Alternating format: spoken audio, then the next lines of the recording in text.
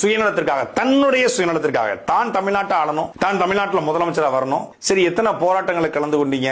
எந்தெந்த போராட்டங்கள்ல நீங்க மக்களுக்காக கருத்து வெளியிட்டு இருக்கீங்க? கிடையாது. 2023 வரைக்குமே விஜய் அவருடைய அரசியல் நிலைப்பாடு என்னங்கிறது யாருக்கும் தெரியாது. 2024 பிப்ரவரி மாதம் தான் அவர் தமிழக வெற்றிக்கழகத்தை ஆரம்பிச்சு அதுக்கு பிறகு தன்னுடைய சொல்றாரு. அந்த தமிழக வெற்றிக்கழகம் ஆரம்பிக்கப்பட்ட பிறகும் கூட அவர் இந்த லைம்லைட் பாலிடிக்ஸ்க்கு இன்னும் போராட்டத்தில் ஸ்டோனினுடைய வீட்டுல போய் விஜய் உட்கார்றாரு. ஜல்லிக்கட்டு போராட்டத்துல மக்களோட மக்களா கலந்துக்கிறாரு. அனிதா இறந்த போது முதலாள போய் வீட்டுல போயிட்டு அவர் ஆதரவு தெரிவிக்கிறார். இது எல்லாவற்றையும் தாண்டி கடந்த 10 ஆண்டு காலமாக விஜய் நடித்து வெளிவந்த எல்லா படங்களுமே சமூகம் சார்ந்த படங்கள். வாரிசு படத்தை தவிர்த்து விட்டு எல்லா படங்களுமே ஏதோ ஒரு சோசியல் மெசேஜ் இருக்கு. கத்தியா இருக்கலாம், துப்பாக்கியா இருக்கலாம், அதன் பிறகு பெருசலா இருக்கலாம், இல்ல பிகிலா இருக்கலாம், கடைசியா லியோ வரைக்கும் பைத்தியக்காரங்க எப்படி பூட்டி வைங்க, உள்ள பூட்டி வைங்க சார். நீங்க வெளியே விடாதீங்க, பப்ளிக் ரொம்ப டிஸ்டர்பன்ஸா இருப்பாங்க.